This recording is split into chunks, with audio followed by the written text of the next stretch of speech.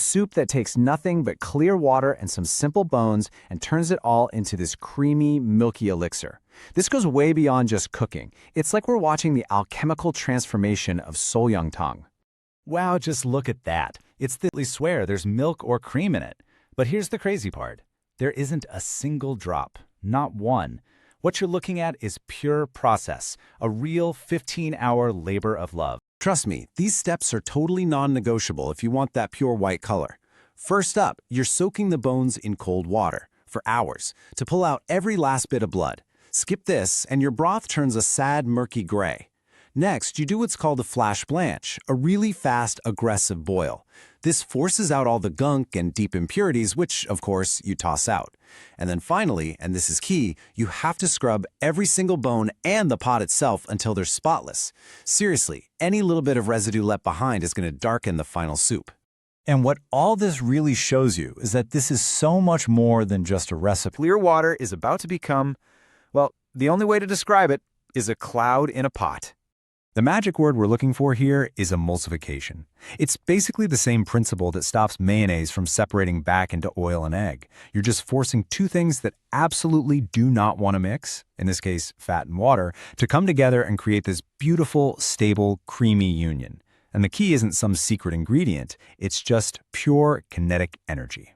As those bones simmer for hours and hours, their collagen breaks down into gelatin. Now think of gelatin as the perfect little matchmaker. It loves both water and fat. At the same time, you've got this powerful rolling boil that's just shattering the fat from the bone marrow into these teeny tiny microscopic droplets. The gelatin immediately swoops in, wraps itself around each little droplet, and holds it suspended in the water. So now you have millions of these tiny, coated fat droplets just floating around.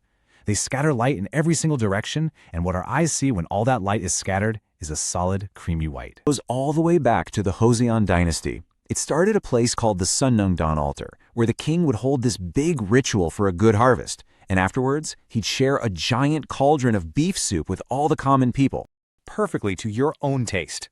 So, the seasoning ritual is everything. You want to add some coarse sea salt, but do it slowly. It's not just for saltiness, it's to make those deep, nutty flavors from the marrow really bloom. Then, a good dusting of black pepper to cut through the richness. Next, don't be shy. Add a mountain of fresh scallions for a sharp, crunchy contrast. And you want the pro move, the real game changer? Pour in a little bit of the juice from the radish kimchi, the Kkakdugi. Just the broth and the meat has zero net carbs. Zero. All you have to do is ask them to hold the noodles and boom, you've got a perfect, super satisfying meal for anyone doing keto or a low-carb diet. Plus, it's packed with all those healthy fats and collagen. You can go from a simple, really elegant bowl to one that's just flooded with scallions and pepper, or one that's totally transformed by that kimchi juice.